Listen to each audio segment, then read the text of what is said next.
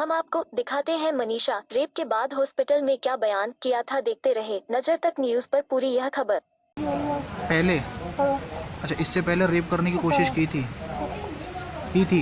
आप देख रहे हैं नजर तक न्यूज, तेज ही नहीं सच भी। आप देख रहे हैं नजर तक न्यूज। कब? एक बार और रेप करने की कोशिश की थी। पहले अच्छा, इससे पहले रेप करने की कोशिश की थी। लेकिन क्या हुआ? भाग आए थे। कुछ हुआ कि नहीं? अच्छा अच्छा, तो रवि कह रहा था कुछ हुआ कि नहीं? हाँ अच्छा, ये दोनों मिले हुए हैं। तो उस समय तो बच गए आप। फिर उस दिन जिस दिन आपकी चोट लगी है उस दिन रेप हुआ है। अच्छा, दोनों ने किया था, कोई और भी था? वो दोनों थे और बाकी सब भाग गए थे। अच्छा, बाकी सब भाग गए थे। मम्मी को देखते ही। जब मम्मी को देख के भाग गए थे, तो आप उस समय होश में थे? थोड़ा सा होश था। अच्छा अच्छा, तो रेप हुआ आपके साथ। उसके बाद क्या किया? मेरी मम्मी ने मुंह में पानी डाला तो पूछने क्या हुआ। क्या चाहती हैं आप? हम चाहते हैं हमारी बेटी को घर तक ले जाया जाए। हमारा जो हिंदू नियम है, हमें हल्दी वगैरह लगानी होती है। हम अपनी बेटी को हल्दी वगैरह लगा के हमारी आखिरी बच्ची की विदाई है। अब लौट के तो दोबारा नहीं आएगी। हम अपनी बच्ची की अपने घर से ही, दरवाजे से ही विदाई करना चाहते हैं।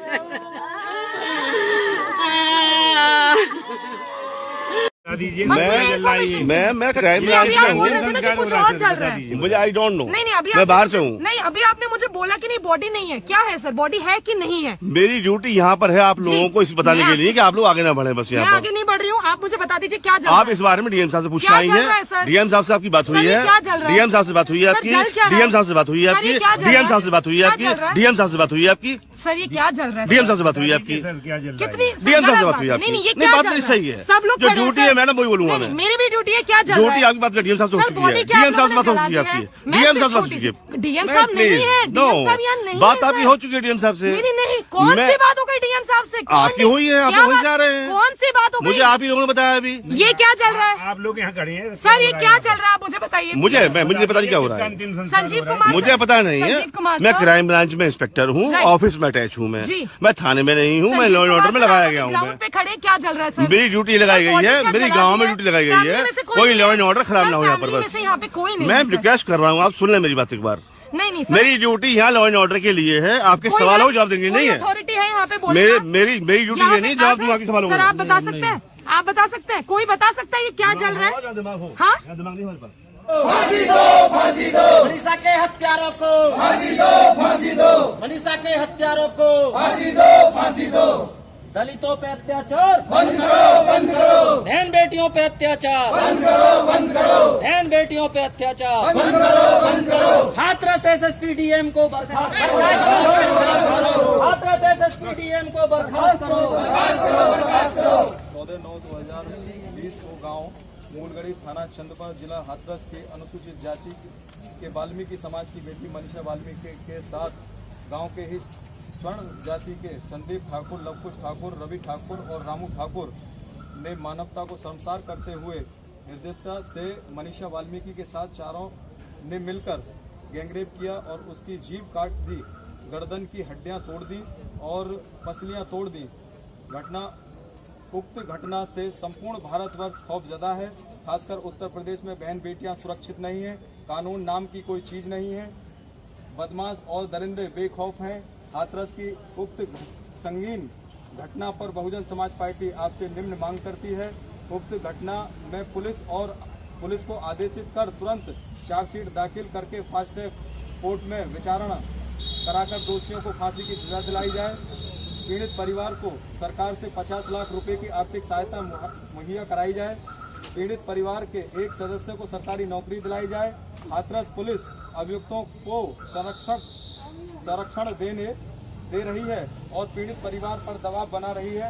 रात्रि 3 बजे पीड़ित का दाह संस्कार बिना परिवार की अनुमति के पुलिस द्वारा कर दिया गया, इसलिए जिला हाथरस एसएसपी एवं जिला अधिकारी को तुरंत बर्खास्त किया जाए। उत्तर प्रदेश में बहन बेटियों की सुरक्षा नहीं है, उनकी सुरक्षा के भविष्य में पुख्ता इंतजाम किए जाएं। अध्यक्ष जी, आप आज यहाँ सभी बसपा कार्यकर्ताओं के साथ जमा हुए हैं, क्यों, क्या विरोध प्रदर्शन है, क्या कारण है? दरअसल हाथरस में जो उस बहन बेटी के साथ जो ये घटना हुई है, उसी को लेकर बहुजन समाज पार्टी जनपद बुलंदशहर के समस्त कार्यकर्ता, हमारे जिम्मेदार साथियों ने अपनी मांग की है और हमने ज्ञापन दिया है डीएम साहब को और राष्ट्रपति जी। तो क्या मांग है आपकी? हम लोगों ने उसमें सहायता के लिए 50 लाख रुपए की मांग की है और एक परिवार को सरकारी नौकरी दिलाने की मांग की है और बहन बेटियों की सुरक्षा को लेकर पुख्ता इंतजाम किए जाएं और एसएसपी और डीएम को, हाथरस को, उसको बर्खास्त किया जाए, क्योंकि बिना अनुमति के और दोषियों को फांसी की सजा दिलाई जाए। ये हमारी बहुजन समाज पार्टी की तरफ से मांग है। योगी सरकार जो स्टेप उठा रही है इस वाले पूरे मामले में, इसको लेकर क्या सोचती है बसपा? नहीं, दरअसल कोई इस तरह का कोई मामला नहीं है और ना उन्होंने कोई बयान अभी तक नहीं आया है और वो ऐसे अपराधियों को बढ़ावा दे रही है सरकार। पिछली 14 सितंबर को हमारी बहन मनीषा के साथ हाथरस में गैंग रेप हुआ। यूपी पुलिस ने आरोपियों को बचाने के भरपूर प्रयास किए, दबाकर झूठ बोला, झूठे ट्वीट किए, लेकिन समाज के नौजवान साथियों ने ट्विटर सहित सोशल मीडिया पर यूपी पुलिस की हर जगह पोल खोली और बहन मनीषा को न्याय दिलाने की हर संभव कोशिश की। देश में समाज पर अत्याचार लगातार बढ़ते जा रहे हैं, जिसमें हाल ही के उदाहरण आपके समक्ष है। करनाल के निसिंग में राजपूतों ने रात्रि 2 बजे महिला का अपहरण कर रेप किया, पुलिस ने कोई कार्यवाही नहीं की। रमन का जुडिशियल कस्टडी में मर्डर हुआ, कुछ नहीं बना।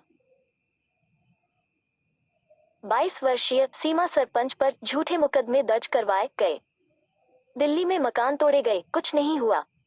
यमुनानगर में स्वर्णों ने समाज के परिवारों पर जानलेवा हथियारों से हमला किया।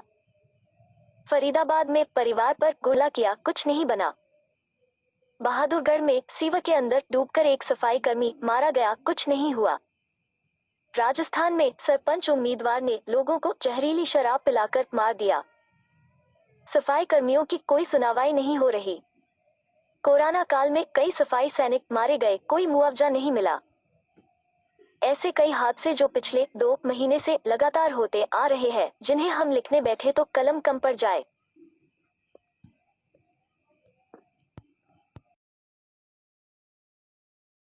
जिस तरीके से एक सोची समझी रणनीति के तहत पूरे प्रदेश में इस तरीके की घटनाएं हो रही हैं, आए दिन बहन बेटियों की जो इज्जत लूटी जा रही और उनकी हत्या की जा रही, इसे ये लग रहा है कि प्रदेश की जो कानून व्यवस्था है वो पूरी तरीके से महिलाओं के प्रति सक्रिय नहीं है, क्योंकि आए दिन एक ना एक घटनाएं घट रही हैं और जिस तरीके से जघन्य अपराध हो रहे हैं, इसे लग रहा है कि उत्तर प्रदेश में कानून का राज रही नहीं गया है। और माननीय प्रधानमंत्री जी कहते हैं कि बेटी पढ़ाओ और बेटी बढ़ाओ, लेकिन कंडीशन यहाँ उत्तर प्रदेश की ये है कि आए दिन बहन बेटियों की इज्जत लूटी जा रही है और किसी प्रकार की उनकी सुरक्षा नहीं हो पा रही है। इससे लग रहा है कि कानून व्यवस्था पूरी तरीके से ध्वस्त है। और जो ये उत्तर प्रदेश में जिन लोगों ने इस तरीके की घटना को अंजाम दिया है, हम लोग अपने संगठन की तरफ से, राष्ट्रीय कल्याण मंच की तरफ से मांग करते हैं कि ऐसे लोगों को तत्काल फांसी की सजा दी जाए, क्योंकि पूरे देश में इतना बड़ा आक्रोश फैला हुआ है। इस तरीके का जघन्य अपराध हो रहा है कि आए दिन बहू बेटियों की इज्जत लूटी जा रही है और कानून नाम की कोई चीज नहीं रह गई है प्रदेश में। कानून व्यवस्था पूरी तरीके से ध्वस्त है।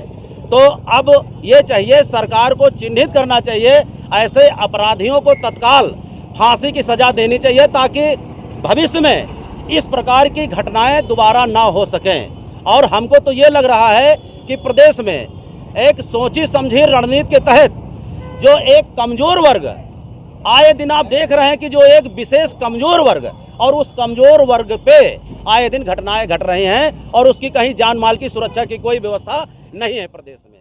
यही हमारा